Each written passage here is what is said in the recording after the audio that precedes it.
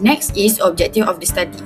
So for our first objective is to analyze the unique core shell architecture of nanodiamonds by distinguishing between the chemical innate sp3 hybridized diamond core, which is the inner core, and the reactive disordered surface shell, which is the sp2 outer shell. And the second one is to investigate how the surface dangling bonds, which is the surface defects, can be chemically modified through acid oxidation to function as multidentate chelating microligands. And for the last one is to evaluate the inorganic mechanism of drug delivery coordination on cancer therapeutic for localized nanotherapeutic in biological system by using nanodiamond. Next is before understanding nanodiamonds, we first need to understand bulk diamond. In bulk diamond, each carbon atom forms 4 strong covalent bonds in an sp3 structure, giving diamond its exceptional hardness, stability, and chemical resistance. However, when diamond particles become nano-sized, the crystal structure ends at the surface. This creates dangling bonds which are unstable and highly reactive. These surface reactions lead to the formation of the unique core shell structure of nanodiamonds.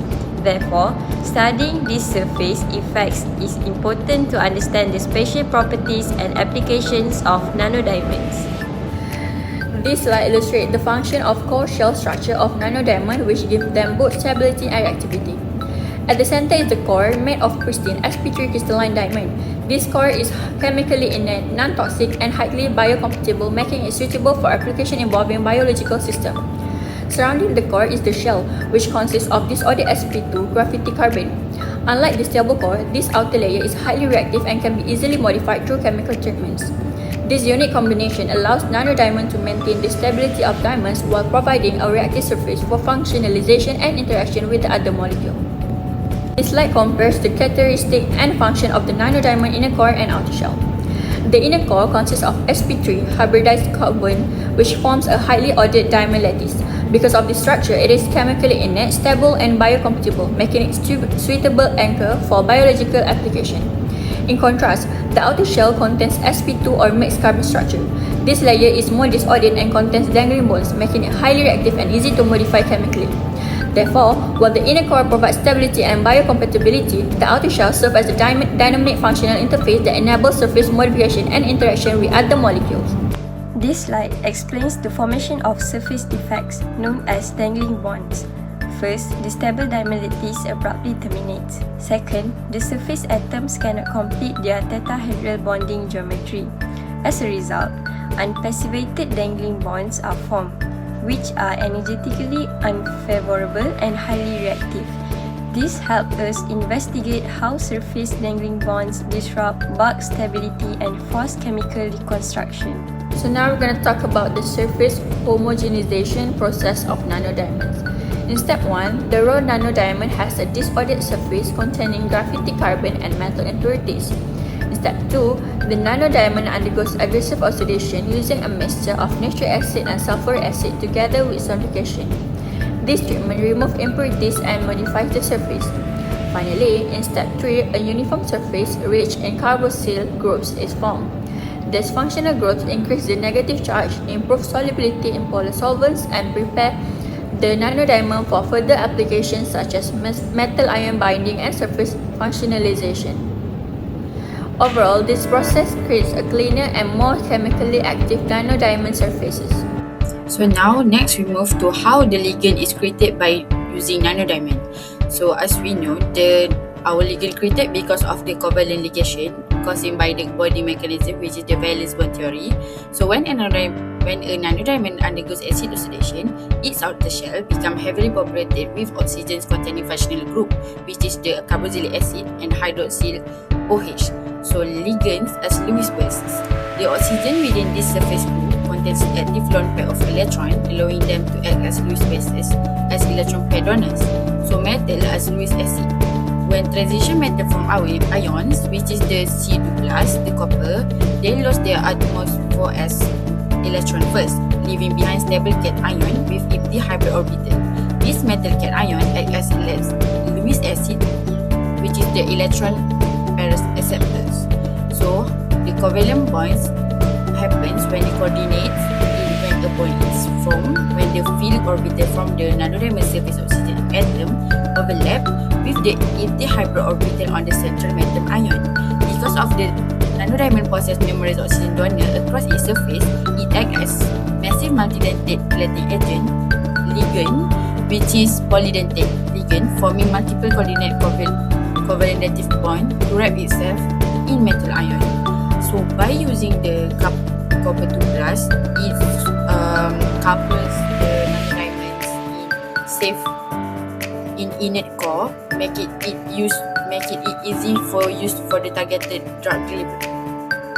So now next, thus as nanodiamonds has created by become a ligands. So now ligands generally is a molecule or ions that donate electron pairs to central metal atom, which acts as Lewis acids. Meanwhile, for the coordination number, coordinated ligands have more than 2 donor atoms capable of binding to a metal. So by these ligands and coordination numbers properties, nanodiamond became chelate because of the dense highly carboxylic acids from the surface homogenizations, making it negatively charged at the sites, and makes nanodiamond becomes a polydentate ligands. And for these polydentate ligands, it can bind to multiple transition metal ions such as copper 2+, for making the drug to attach to the nanodiamonds. Meanwhile, for the manganese, it can be used for the MRI bioimaging and also for the sodium. So, it can be simultaneously attached to the nanodiamonds by become a polydentate ligands through dative coordinate bonds.